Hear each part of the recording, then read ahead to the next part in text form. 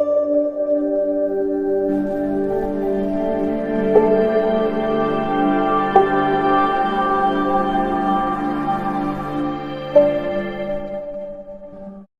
Guys, welcome to my channel mathematics. आज जो बात करेंगे हमारे पास जो ज्योग्राफी का चैप्टर 6 है, ठीक है, इसके बारे में बात करेंगे। और जो हमारे पास चैप्टर का नाम है भाई, उसका नाम है जनसंख्या। देखो भाई, सबसे पहली बात, ये जो तुम्हारे पास अमाउंट दिख रहा है, ये तो मैं अमाउंट बता दूं, ये 2011 के अंदर एक जनगणना हुई थी, ठीक है। मतलब कि ये पता लगा था कि हमारे देश में कितने लोग हैं। तो जब पता लगा भाई 121 करोड़ 19 लाख 34 अभी एक मिनट, 121 करोड़, ठीक है, और 19 लाख 3 हजार 422 लोग थे। इतने सारे लोग थे, सोचो। लेकिन अब ना जो एस्टिमेशन लगा गया है वो 155 करोड़ से ज्यादा लोग हैं भाई, ठीक है, पूरे इंडिया के अंदर, ठीक। तो जनसंख्या के बारे में बात करेंगे इसमें, ठीक है। तुम्हारा चैप्टर एक ना, मान लो, एक इंपॉर्टेंट रोल प्ले करता है तुम्हारी लाइफ के अंदर भी। अब सुनो, तो भाई जनगणना, जनगणना क्या होती है? एक देश के अंदर ये पता लगाना कि भाई पिछले, मतलब कि पिछले साल के मुकाबले इस साल में कितनी जनसंख्या बढ़ गई है, सब बोलते हैं जनगणना। एक निश्चित समय अंतराल में जनसंख्या की आधिकारिक जनगणना, मतलब कि गणना जनगणना कहलाती है। तो इसका सिंपल है भाई कि एक निश्चित समय काल के बाद देश के लोगों को, मतलब कि देश के लोगों को गिनकर, ठीक है, फिर पता लगाकर ये बताना कि कितनी जनसंख्या है, उसे जनगणना बोलते हैं। अगला है भाई मेरे पास की भारत की जनगणना। तो भारत में सबसे पहले 1872 में जनगणना की गई थी। हालांकि 1881 में पहली बार एक महत्वपूर्ण जनगणना जनगणना की जा सकी। देखो भाई, 1872 में जनगणना की गई थी, लेकिन लेकिन हालांकि 1881 में पहली बार संपूर्ण जनगणना, देखो, जो 1872 था ना, ये पूरी कंप्लीट नहीं हो पाई थी, लेकिन जो 1881 भाई यहाँ पे कंप्लीट हो गई थी, ठीक। फिर उसी समय से प्रत्येक 10 वर्ष पर जनगणना होती है। देखो भाई, उसी टाइम से क्या, हर 10 साल में जनगणना होती है। भारत की जो कुल जनसंख्या है, ठीक है, मैंने बता दिया भाई कि 2011 के हिसाब से कितनी है, 121 करोड़ से पार है, ठीक है, 121 करोड़। और भाई 121 करोड़ 19 लाख 3,442, कितने लोग हैं? कह रहे हैं कि विश्व की कुल जनसंख्या का 17.5% है, टोटल मान लो 18% है, ठीक है। पूरी दुनिया में जितने लोग हैं ना, उसका 17% से ज्यादा लोग हमारे देश में रहते हैं, ठीक है। फिर अगला भाई कि सबसे अधिक जनसंख्या वाला राज्य कौन सा है? तो 2011 की जनगणना के अनुसार देश का सबसे अधिक जनसंख्या वाला जो राज्य है, उत्तर प्रदेश है, ठीक है। ये सबसे ज्यादा लोगों वाला राज्य माना गया है, ठीक है। जहाँ की कुल आबादी, भाई ये लोग गिन लो सही, 1 2 3, ठीक है, 19 करोड़, ठीक है, 19 करोड़ 92 लाख 81,470। तो भाई इंग्लिश में पढ़े तो 19 करोड़ 92 लाख 81,477। इतने सारे लोग हैं भाई सिर्फ यूपी के अंदर। फिर सुनो, उत्तर प्रदेश की जो कुल जनसंख्या है वो 16% हिस्सा निवास करता है। देखो, जो उत्तर प्रदेश है उसकी जो कुल जनसंख्या है, ठीक है, वो 16% हिस्सा का निवास करते हैं। भाई जितने ये जो लोग हैं ना, ठीक है, अगर उसका आधा भी कर दें, ठीक, जितने यूपी के अंदर लोग हैं, इसका अगर आधा करते हैं ना, तो पाकिस्तान की जनसंख्या से ज्यादा होती है, ठीक है। तो सोच लो पाकिस्तान टोटली कितना छोटा है, ठीक है। और अगर ये सारे लोग पाकिस्तान में जाके बसे तो पाकिस्तान में रहने की जगह नहीं बचेगी। भाई अगला, सबसे कम जनसंख्या वाला राज्य कौन सा भाई? 2011 की जनगणना के अनुसार सबसे कम जनसंख्या वाला जो राज्य है उसको सिक्किम बोला गया है, ठीक है। जहाँ की जो कुल आबादी भाई देख लो, इतनी सी है, ठीक है, 6,07,688 है। इतने इतने कम लोग हैं सिर्फ। भारत की आधी, मतलब कि आधी आबादी वाला जो राज्य है, मतलब कि देखो ऐसा बोला जा रहा है कि जो भारत की आधी आबादी वाला राज्य है, भारत में आधी आबादी कहाँ कहाँ पे? देखो, भारत की लगभग आधी आबादी 5 राज्यों में निवास करती है: उत्तर प्रदेश, महाराष्ट्र, बिहार, पश्चिम बंगाल और आंध्र प्रदेश। ये वो जगह है, अगर इन सबके लोगों को एक जगह कर दे और पूरे भारत के लोगों को एक जगह कर दे, तो भाई ये आधे आधे बढ़ जाएंगे आराम से, ठीक है। ये 5, ठीक है, और जो बाकी जितने सारे सारे वो, ठीक है, 5 यहाँ पे और मान लो 22 यहाँ पे, ये सारे सारे।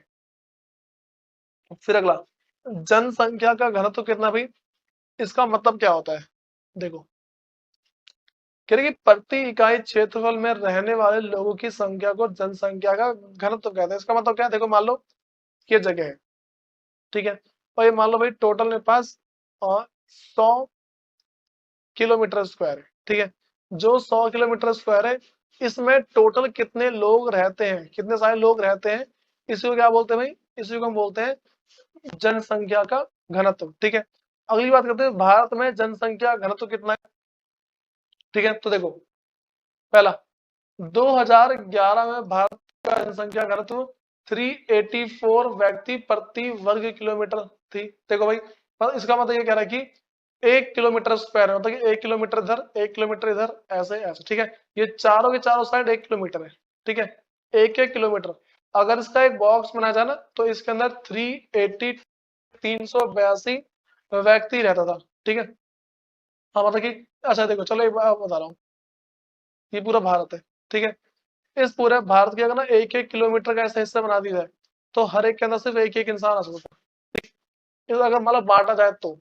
अगला कह रहे कि जहां बिहार की जनसंख्या घनत्व 1102 प्रति व्यक्ति किलोमीटर है। ठीक है, वहां अरुणाचल प्रदेश में 17 व्यक्ति प्रति किलोमीटर। देखो भाई, इसका मतलब है कि 1 किलोमीटर में 17 लोग हैं, बिहार में 1 किलोमीटर में इतने हैं भाई।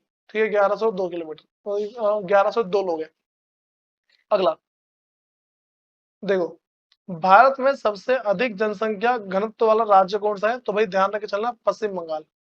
ठीक है, फिर और जो कह रहे कि जिसकी जो जनसंख्या घनत्व है, ठीक है, वो क्या भाई 1028 प्रति व्यक्ति किलोमीटर, इसको याद रख के चलना। भारत में सबसे कम जनसंख्या घनत्व वाला राज्य कौन सा है, जिसको भाई जो बोला जाता है अरुणाचल प्रदेश है। ठीक है, जहाँ का घनत्व 17, मतलब कि 17 व्यक्ति है। ठीक, मतलब कि मान लो कि 1 किलोमीटर में 17 लोग रह रहे हैं बस, सिर्फ इस तरह से मान सकते हैं। अगर पूरे अरुणाचल प्रदेश को मान लो, पूरा बड़ा सा अरुणाचल प्रदेश है, इसके अगर किलोमीटर के हिसाब से इससे करें ना, अगर इसको किलोमीटर के हिसाब से बांट दिया जाए, ठीक है, तो क्या होगा भाई, हर किलोमीटर में सिर्फ 17 लोग आएंगे, हर किलोमीटर से 17 लोग। अगला भाई, जनसंख्या की वृद्धि के बारे में बात करते हैं। ठीक है, जनसंख्या की वृद्धि का अर्थ होता है किसी विशेष समय अंतराल में, जैसे 10 वर्ष के अंदर अंदर किसी देश या राज्य के निवासियों की संख्या में परिवर्तन। देखो भाई, एक कोई सी जगह है, ठीक है, या कोई सा राज्य है, 10 साल में वहां की जनसंख्या, उसमें कितना परिवर्तन आया, इसे हम क्या बोल देंगे, जनसंख्या वृद्धि बोलते हैं। ठीक है, फिर इसी प्रकार के परिवर्तन को दो प्रकार से व्यक्त किया जा सकता है, जो पहले बोलते हैं सापेक्ष वृद्धि, दूसरे बोलते हैं प्रति वर्ष होने वाली प्रतिशत परिवर्तन के द्वारा। ठीक है, तो बात करते हैं पहले सापेक्ष वृद्धि क्या होती है। प्रत्येक वर्ष, हाँ भाई, प्रत्येक वर्ष या एक दशक, ठीक है, एक दशक मतलब कि हर 10 साल में। ठीक है, प्रत्येक दशक का मतलब क्या, हर 10 साल में। प्रत्येक वर्ष या एक दशक में बड़ी जनसंख्या कुल जनसंख्या में वृद्धि का परिणाम है। ठीक है, मैंने बोला कि भाई देखो, पहले मेरे पास था, पहले से 10 लाख लोग। ठीक है, अब क्या हो भाई, यहाँ मेरे पास हो गए 12 लाख लोग। अब कितने हो गए, 12 लाख हो गए। तो कुल वृद्धि कितनी हुई भाई, कुल वृद्धि हुई 2 लाख की। ठीक है, तो कह रहे कि पहले की जनसंख्या, जैसे कि 2001 की जनसंख्या को बाद की जनसंख्या 2011 की जनसंख्या से घटाकर इसे प्राप्त किया जा सकता है, जिसको निरपेक्ष वृद्धि बोलते हैं। ठीक है, मान लो कि मैंने बोला 2001 की जनसंख्या है, ये मेरे पास 2011 की जनसंख्या है। ठीक है, दोनों को माइनस किया, कितना है भाई, 2 लाख। तो जो मेरे पास जो निरपेक्ष वृद्धि कितनी भाई, 2 लाख की है। अगली बात कर भाई, वार्षिक वृद्धि क्या होती है। ठीक है, वार्षिक वृद्धि में देखा गया है कि भाई देखो, प्रति वर्ष 2% वृद्धि की दर का अर्थ है हमें दिए हुए किसी वर्ष की मूल जनसंख्या में प्रत्येक 100 व्यक्ति पर 2 व्यक्ति की वृद्धि होना। तो मैं इसका एग्जाम्पल दे रहा हूँ भाई, मान लो एक कोई सी जगह है, ठीक है, यहाँ पहले सिर्फ 100 लोग रहते थे। ठीक है, अब इसका 2% बढ़ गया, तो 2/100, तो कितने, 2 लोग बढ़ गए। ठीक, तो हर हर साल कितने कितने परसेंट लोग बढ़ रहे हैं, दो। वैसे ही मान लो देखो, मैं ऐसा बोल दूं कि 2001 के अंदर जो लोग थे वो थे 10 लाख, 10 लाख लोग थे। ठीक है, अब 2% बढ़े, 2/100, 2 जीरो से 2 जीरो कटा, कितना बचा भाई, 1 2 3 4, मल्टीप्लाई बाय 2। ठीक है, कितना आ गया भाई, 20,000। तो भाई एक साल में कितने लोग बढ़ रहे हैं, 10 लाख पे 20,000 लोग बढ़ रहे हैं। इसमें क्या, दो मतलब कि हम इसको बोलते हैं प्रतिशत वृद्धि से दिखा। जब भी हम क्या है कि जो जनसंख्या की जो वृद्धि हो रही है, ठीक है, वो प्रतिशत में दिखाई जाती है, उसे बोलते हैं वार्षिक वृद्धि। इसे वार्षिक वृद्धि दर कहा जाता है। अब भैया अगली बात करते हैं, जनसंख्या वृद्धि के घटक। ठीक है भाई, ऐसी कौन कौन सी चीजें हैं जो हमारी जनसंख्या किस किस तरीके से बढ़ेगी, ठीक है, और या फिर कम हो जाएगी, ये किस चीज पर निर्भर करता है। देखो हम पढ़ रहे हैं कि जनसंख्या वृद्धि के घटक है, ऐसी कौन कौन सी चीजें हैं जिस वजह से जनसंख्या की बढ़ोतरी मतलब बढ़ोतरी होती है नहीं होती। पहला, जन्म दर, मृत्यु दर, प्रवास। तो जन्म दर, देखो भाई मैं ऐसा बोल रहा हूँ कि अगर जन्म दर बढ़ रही है, हर साल जो बच्चा पैदा होने की जो संख्या अगर वो बढ़ रही है, तो देश की जो जनसंख्या है वो क्या बहुत ही तेजी से बढ़ेगी। लेकिन अगर ऐसी बोला जाए, एक कोई सा देश है, ठीक है, वहां पे जन्म दर घट रहा है, ठीक है, पहले लोग ना पहले मतलब कि एक फैमिली में 4 बच्चे हुआ करते थे, अब एक बच्चा हो रहा है, तो जन्म दर तो घट रही है ना भाई, इस तरीके से। अगला है मृत्यु दर। अगर मृत्यु दर बढ़ जाती है, अगर मृत्यु दर बढ़ेगी तो जो जनसंख्या है वो घटनी शुरू हो जाएगी, ठीक है। मृत्यु दर कम हो जाएगी, जनसंख्या बढ़नी शुरू हो जाती है। अगला भाई प्रवास, ठीक इस तरीके से। तो प्रवास का मतलब ये एक क्षेत्र से जो लोग हैं वो दूसरे क्षेत्र में चले गए, तो इसे ही बोलते हैं। अब सुनो, अगर एक देश के लोग ज्यादा दूसरे देश में जा रहे हैं तो उस देश की जनसंख्या कम हो जाएगी। लेकिन अगर दूसरे देश जो लोग इस देश में ज्यादा आ रहे हैं तो इस देश की जनसंख्या क्या बढ़ जाएगी। तो देखो जन्म दर, एक वर्ष में प्रति 1000 व्यक्ति में जितने जीवित बच्चों का जन्म होता है उसे जन्म दर कहते हैं। भारत में जन्म दर हमें जन्म दर मृत्यु दर से अधिक रही है। देखो भाई जो जन्म दर है मृत्यु दर से हमेशा ज्यादा रही है, इसलिए यहाँ की जो जनसंख्या है काफी तेजी से बढ़ती है। अगर मृत्यु दर, एक वर्ष में प्रति 1000 व्यक्ति में मरने वालों की संख्या को मृत्यु दर कहते हैं। मान लो देखो 1000 लोग थे, ठीक है, अब 1000 में से भाई मान लो कि 200 लोग मर गए, तो इसकी इसकी दर निकालने के लिए 100 से मल्टीप्लाई करो, 2 0 से 2 0 या 1 0 से 1 0, ठीक है। तो भैया 20% के हिसाब से, ठीक है, इतनी इतनी मृत्यु दर है हमारे, मतलब कि हर साल के 20% लोग जो पैदा हो रहे हैं उसमें से 20% मर जा रहे हैं, ठीक। फिर अगले प्रवास का मतलब क्या होता है? हम्म, लोगों का एक क्षेत्र से दूसरे क्षेत्र में चले जाना प्रवास कहलाता है, ठीक। तो वही कह रहे कि प्रवास आंतरिक तथा अंतरराष्ट्रीय हो सकता है। देखो जब आंतरिक होगा तो एक राज्य से, ठीक है, किसी दूसरे राज्य में जाएंगे। लेकिन अगर अंतरराष्ट्रीय होगा तो किसी एक देश से किसी दूसरे देश में चले जाए, ऐसा होता है, ठीक है। तो अगर एक देश से दूसरे में गए तो जनसंख्या घट जाती है, ठीक है, लेकिन राज्य से राज्य बोलते हैं जनसंख्या घटती है वही रहती है। फिर हाँ भाई, हो सकता है भारत में अधिकतर प्रवास गांव से शहर की तरफ होता है। तो गांव के जो लोग हैं भाई वो क्या शहर में आ गए बहुत सारे, ठीक है, तो देखा होगा ना गांव के चाचा ताऊ सारे यहीं पे आके बसे हैं। फिर क्योंकि शहर में बेहतर रोजगार, अच्छा रोजगार है, शिक्षा तथा स्वास्थ्य इन लोगों को आकर्षित करके भारत में प्रवास के कारण नगरीय जनसंख्या में वृद्धि हुई। भाई जो नगर है, जो शहर है, वहां की जनसंख्या में काफी वृद्धि हुई है।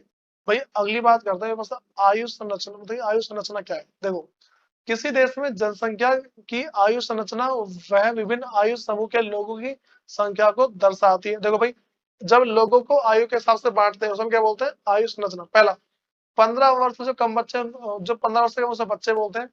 15 से जो 60, 15 और 60 से, देखो 15 से ज्यादा 60 से कम उसको वयस्क बोलते हैं।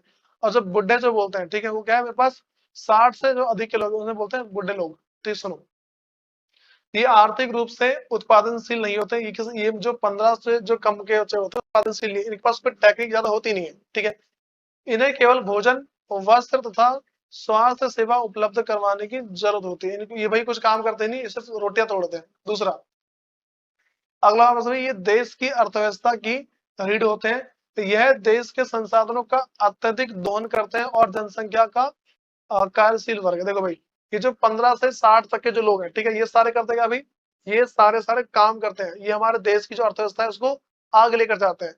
और जो अगली चीज हमारे पास है वो है, ये अधिकतर समूह उत्पादक नहीं होते तथा ये कार्यशील तथा अवकाश प्राप्त दोनों हो सकते हैं। इन्हें अपनी इच्छा से कार्य, देखो भाई ये ऐसे लोग हैं जिनका मन करे तो काम करेंगे और नहीं करना तो नहीं करेंगे। और भाई जो नेक्स्ट हमारे पास उसको बोलते हैं लिंग अनुपात।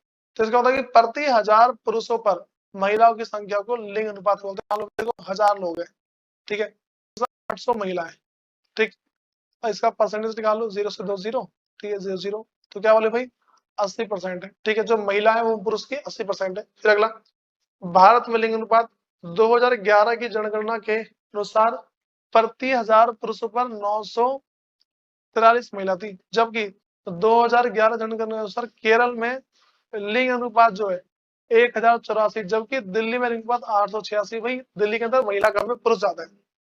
और साक्षर की बात करते हैं। हाँ भाई, एक व्यक्ति जिसकी आयु 7 या उससे अधिक, ठीक है, तथा किसी भाषा समझकर लिख पढ़ सकता है उसे साक्षर कहा जाता है। ठीक है, साक्षर मतलब क्या? एक कोई ऐसा व्यक्ति जो 7 साल से बड़ा है और लिख कर पढ़ के समझ सकता है उसे साक्षर बोलेंगे। भारत में साक्षरता दर क्या है? पढ़े लिखे लोगों की जनसंख्या कितनी है उसके बारे में बात करते हैं। ठीक है, तो भारत की साक्षरता के स्तर में लगातार सुधार हुआ है। 2011 की जनगणना के अनुसार देश की साक्षरता दर 74.08% है। ठीक है, जिसमें पुरुष 82, ठीक है, और जो महिला है इतनी परसेंट। मतलब देखो, टोटल जनसंख्या का जो टोटल जनसंख्या है उसके 74.08% लोग पढ़े लिखे हैं। ठीक है, अब टोटल पढ़े लिखे लोग कितने ये हो गए? ठीक है, मान लो इसका 100% है। इस 100% में से अगर देखा जाए, ठीक है, महिला भी है पुरुष भी है, तो जो भी मेल है, ठीक है, मेल में से 82.14% लोग पढ़े लिखे हैं, और जो फीमेल है, ठीक है, फीमेल में से 65.46% जो महिला पढ़ी लिखी है, इस तरीके से। ठीक है, फिर भारत में सबसे अधिक साक्षरता वाला जो है वो भाई केरल है। केरल में लोग बहुत ज्यादा पढ़ते हैं। ठीक है, अगला, भारत में सबसे कम साक्षरता बिहार। ठीक है, भाई ऐसे बोला गया, लेकिन जो बड़े बड़े और ना जो पढ़े लिखे लोग हैं वो भी यहीं से हैं। ठीक है, जो तुम्हारे पास क्या है कि जो आईएएस हो गया, ठीक है, आईएएस हो गए, आईपीएस हो गए, ये ज्यादातर मतलब जितनी भी गवर्नमेंट नौकरी वाले जो लोग हैं, ठीक है, जो भी गवर्नमेंट जॉब वाले लोग हैं वो सारे यहीं से। ठीक है, वो बोला गया, बात तो लगे। फिर और वैसे भी ना 2011 की जनगणना है। फिर अगली बात करते हैं। हाँ भाई, व्यावसायिक संरचना। भाई तो पहले बोलते हैं इसको 3 पार्टों में बांटा है। ठीक है, तो अगर बोला जाए, पहले बोलते हैं प्राथमिक, ठीक है, खेती हो गया, पशुपालन और खनन। खनन का मतलब धरती के अंदर से खोद के कोई से भी सामान बाहर निकालने के प्रक्रिया को खनन बोलते हैं। ठीक है, दूसरा जो मेरे पास है भाई, इसको बोलते हैं द्वितीयक उद्योग धंधे। ठीक है, जो इस कच्चे माल को तैयार माल बोलते हैं। और जो तीसरा है वो है परिवहन संचार। ये जो तैयार माल है उसको मार्केट में बेचना, ठीक है, वो सारा सारा काम। फिर वर्तमान समय में द्वितीयक तथा तृतीयक व्यवसाय बढ़ने लगे। ठीक है, तथा अधिकांश विकसित देशों में यही व्यवसाय सर्वाधिक लोगों द्वारा किए जाते हैं, जबकि भारत जैसे विकासशील देशों में प्राथमिक कार्य करने वाले लोगों की संख्या अधिक है। भारत में इन सब पे ज्यादा ध्यान दिया जाता है। ठीक है, अगर इस पे ध्यान नहीं देंगे ना तो और जो देश भूखे मरेंगे हो। भाई खेती नहीं करोगे, ठीक है, तो आटा कहाँ से आएगा? ठीक है, जब आटा आएगा तभी तो आगे ब्रेड वगैरह कुछ बनेगा। ठीक है, जो भी तुम खाते हो।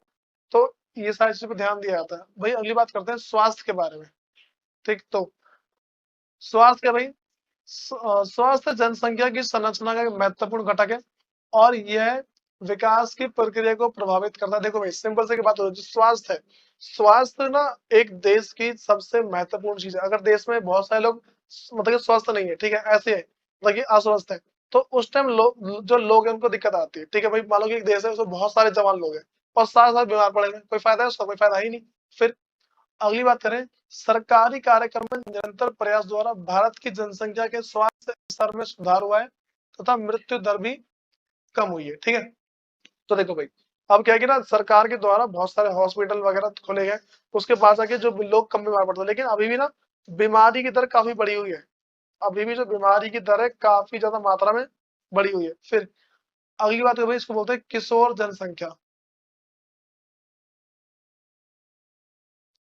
हाँ भाई भारत की जनसंख्या की सबसे प्रमुख विशेषता इसकी किशोर जनसंख्या है। किशोर 10 से लेकर 19 वर्ष की आयु के लोग होते हैं और ये भविष्य में सबसे महत्वपूर्ण मानव संसाधन है। देखो भाई, भविष्य के जो सबसे महत्वपूर्ण इंसान है वो किशोरों को माना गया है। ठीक है, लेकिन किशोरों को पोषक तत्व की आवश्यकता बच्चों तथा वयस्कों से अधिक होते हैं। जो किशोर है, ठीक है, उन्हें क्या सबसे ज्यादा खान पीने की जरूरत होती है। लेकिन भारत में बहुत सी किशोर बालिका रक्तहीन से पीड़ित है। मतलब भाई जो पीलिया नाम की बीमारी है, ठीक है, उससे काफी सारे लोग बर्बाद है। ठीक भाई, तो ढंग से खाना मिलता नहीं है। एक बार में कम से कम भाई मान लो एक इंसान को अगर जो बहुत काफी कमजोर है उसको कम से कम 6000 कैलोरी दिन में लेनी चाहिए। ठीक है भाई, गूगल पे देख लेना कि कैलोरी वगैरह कैसे काउंट करते हैं। ठीक, इस पे गूगल पे जाना, बोलना भाई हाउ टू फाइंड कैलोरीज, ठीक है, फूड। अगली बात है भाई, राष्ट्रीय जनसंख्या नीति जो 2000 है, ये नीति क्या है?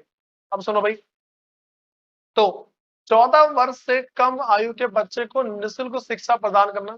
ठीक है, और ये ना जो राष्ट्रीय जनसंख्या नीति है वो है ठीक है। अगला, शिशु मृत्यु दर के प्रति 1000 में से 3 कम, मतलब कि कम करना। देखो कह रहे हैं कि शिशु मृत्यु दर प्रति 1000 में 30 से कम करना।